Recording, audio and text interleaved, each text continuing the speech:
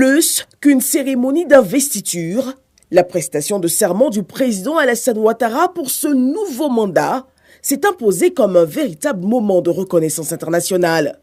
Le palais présidentiel d'Abidjan a accueilli ce lundi plus d'une dizaine de chefs d'État africains venus d'Angola, du Congo-Brazzaville, de Djibouti, du Gabon, du Sénégal, des Comores, du Ghana, de la Gambie, du Libéria, de la Sierra Leone et de la Mauritanie.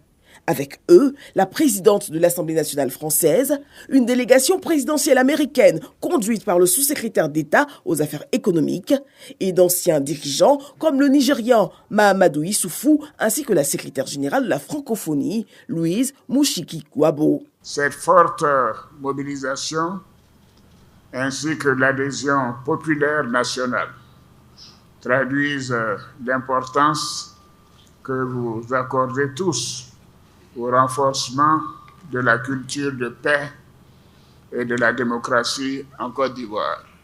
Un record de participation, reflet de l'influence de la Côte d'Ivoire en Afrique de l'Ouest et au-delà, mais surtout du socle posé par le père fondateur. Sa sagesse, son humanisme et sa vision éclairée du développement continuent de nous inspirer et de guider la Côte d'Ivoire. Nous ne cesserons jamais de lui manifester notre reconnaissance pour avoir inculqué à chaque Ivoirienne et chaque Ivoirien la culture de paix, la promotion de l'hospitalité et du vivre ensemble. Pour la première adresse de ce nouveau mandat, le chef de l'État réaffirme son engagement envers la Constitution, l'unité nationale et l'intérêt de la Côte d'Ivoire. Je reçois ce mandat avec humilité, reconnaissance et un sens élevé du devoir. Comme je me suis toujours engagé, je resterai le président de tous les Ivoiriens, sans distinction, au service exclusif de l'intérêt général. Consolider les acquis, poursuivre les priorités de développement axées sur la stabilité et la modernisation. Nous avons restauré l'autorité de l'État, consolidé la paix, renforcé la cohésion nationale et nos institutions. Nous avons assuré la sécurité sur l'ensemble du territoire national. Notre pays a connu une forte croissance.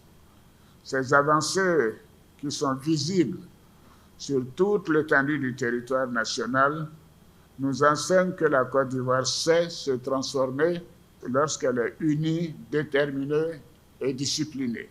Ce nouveau pacte signé avec le peuple souverain de Côte d'Ivoire est placé sous le signe de la transmission générationnelle. Nous construirons une grande nation unie, solidaire et prospère. Une nation où chaque citoyen compte, où les femmes et les jeunes sont de véritables acteurs de développement. Ce mandat sera aussi celui de la transmission générationnelle. Ce sera pour moi et pour notre nation un acte de responsabilité et de maturité politique. Gage de solidarité, le chef de l'État honore ses homologues et dit la nécessité d'avancer ensemble. Notre environnement sous-régional reste fragile. Les menaces terroristes persistent, se transforment, se numérisent. Le cyberterrorisme, en particulier, nous impose une vigilance de chaque instant. Malgré les défis globaux, notre pays continuera de multiplier les initiatives pour une plus grande sécurité alimentaire. Dans un monde de plus en plus complexe et polarisé, où les intérêts géostratégiques sont de plus en plus marqués, la Côte d'Ivoire continuera d'affirmer sa voix en Afrique et sur la scène internationale. Nous continuerons à prôner le dialogue, l'entente et la diplomatie commerciale, à réaffirmer notre doctrine, une Côte d'Ivoire amie de tous et ennemie de personne.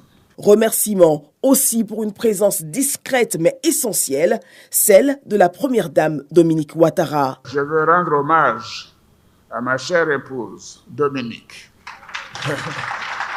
pour son soutien constant et son engagement en faveur des femmes, des enfants et des plus vulnérables qui fait honneur à notre nation. J'exprime ma gratitude à nos enfants, à notre famille et à nos proches pour leur soutien et leur encouragement. Le RHDP, la famille politique, n'est pas oubliée. Avec elle, le chef de l'État ne manque pas de saluer ses adversaires pour leur maturité durant le scrutin. Renforcer la sécurité, faire de la Côte d'Ivoire un hub énergétique, couvrir la sécurité alimentaire, autant de chantiers à l'horizon. Au moment où nous ouvrons un nouveau chapitre de l'histoire de notre pays, je vais vous dire que rien n'est impossible pour un peuple uni. Rien n'est hors de portée pour une Côte d'Ivoire unie qui croit en elle. Ensemble, notre idéal et notre vision deviendront une réalité, à savoir bâtir une grande Côte d'Ivoire, une grande nation forte, ambitieuse et solidaire.